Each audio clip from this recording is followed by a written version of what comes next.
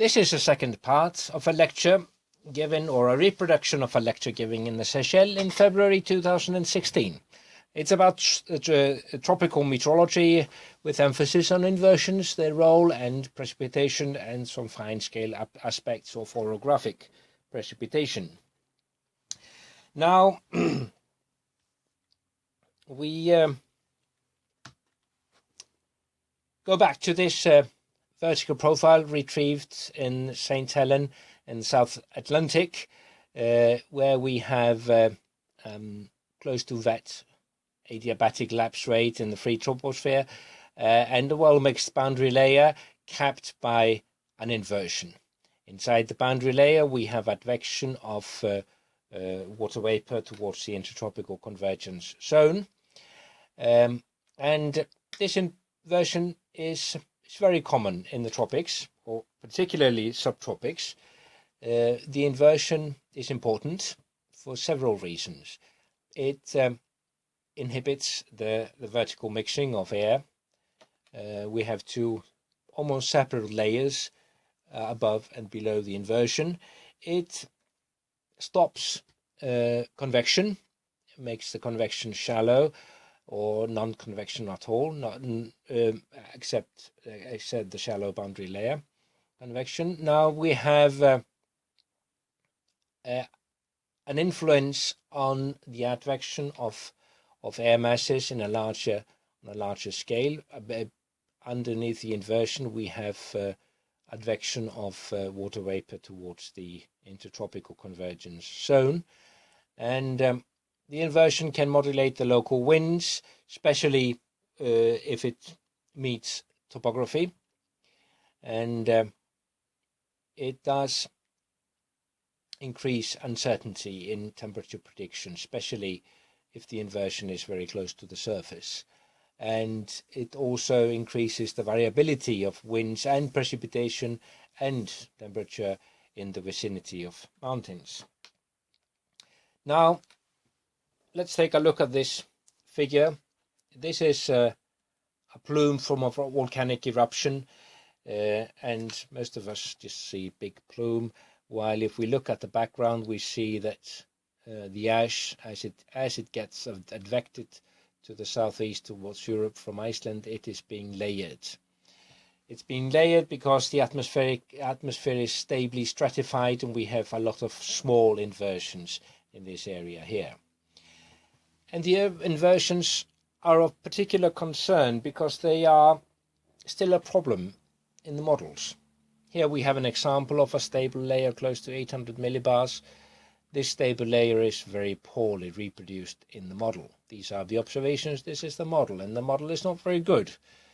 And that's a problem, because in reality we have vortices coming down from these mountains over here. There's a big mountain here, and we have circulation revealed by the cloud image, and this circulation is not reproduced in the numerical model, not because the scale of the model is insufficient to reproduce the vortices, but because the inversion is not adequately reproduced.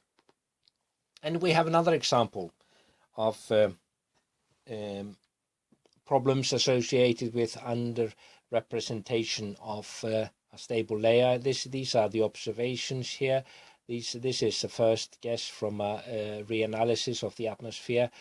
And when we use the reanalysis of the atmosphere, we get a flow like this over this 1,000-meter high mountain. There's no downslope flow, and actually there is a sea breeze on the lee side of the mountain. While if we introduce the inversion in the model, we get much better downslope flow, pushing away the sea breeze.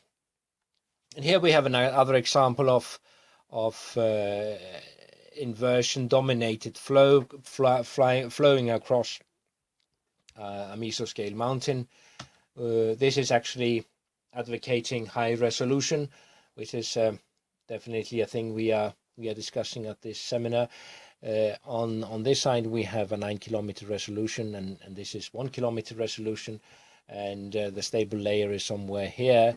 The mountain is of course much better resolved at 1 kilometer, and we do get a flow pattern because of the nicely resolved mountain and the stable layer, and a flow pattern which is totally different at 1 kilometer than from what we get at 9 kilometers, and this is much more closer to reality. Now I'll show you another case, a nice case where the model sees huge impact of modulation of the inversion. Here we have a low-level inversion in a windstorm blowing across these mountains here. The flow is from the right to the left. It's this direction here, and the inversion changes height and intensity a little bit.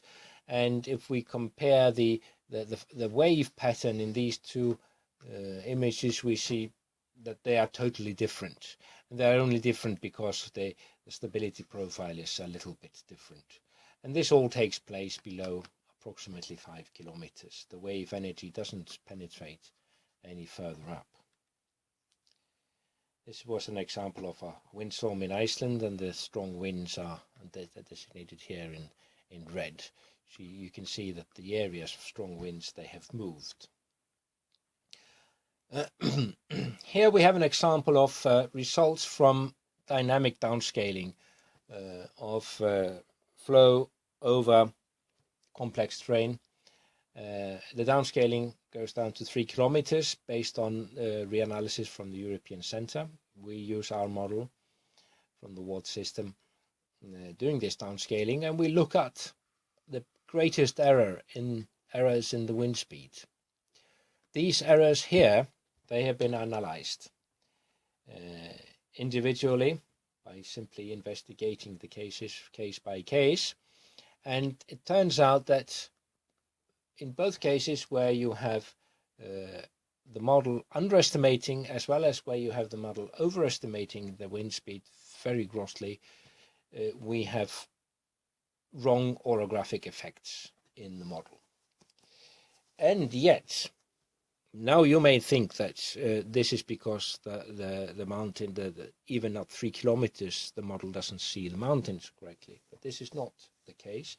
We have orographic effects in spite of the fact that none of the stations in question are near any significant non-resolved orography. This is all about the vertical profile of the atmosphere being incorrect in the models.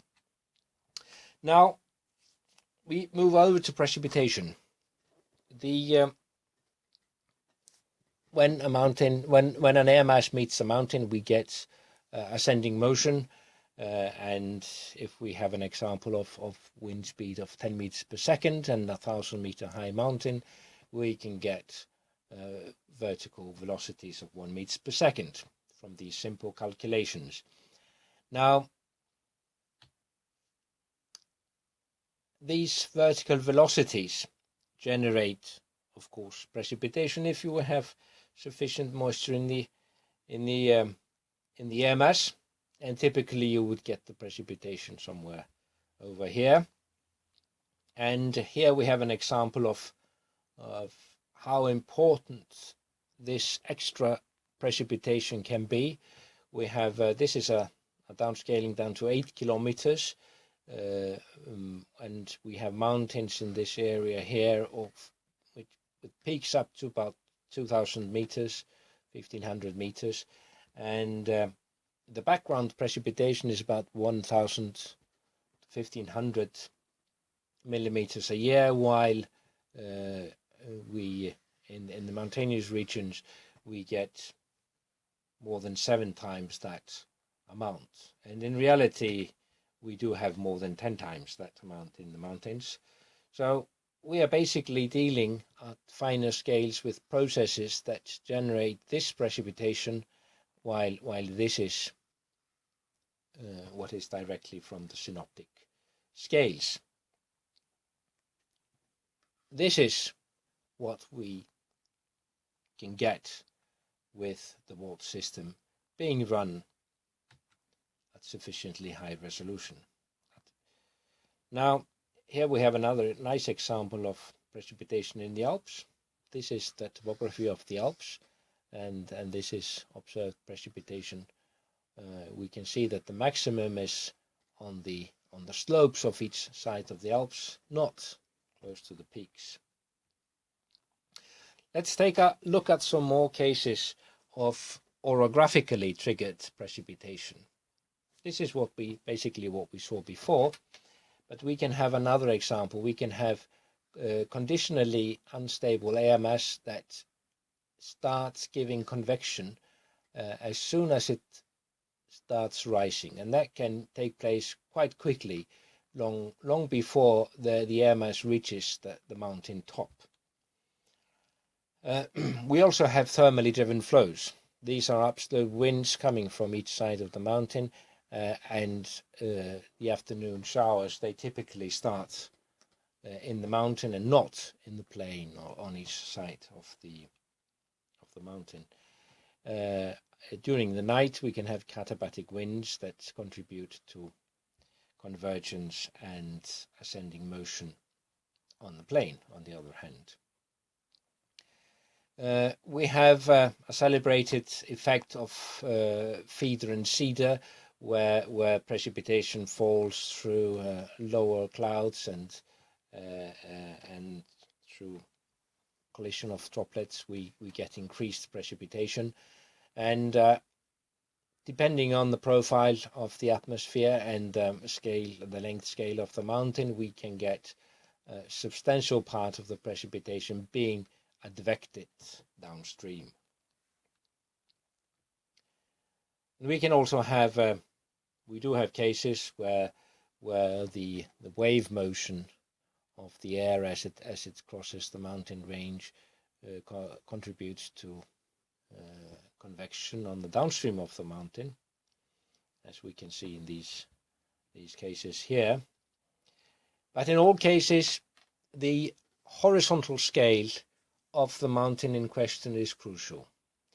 If we have a very wide mountain, we do get the maximum precipitation usually on the upstream side of the mountain, while if the mountain is very narrow, we can in some cases get the maximum.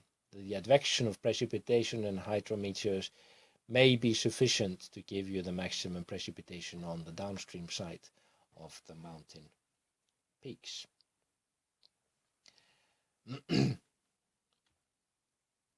Here we have a nice example of how complex vertical profile of the impinging air can give you different solutions.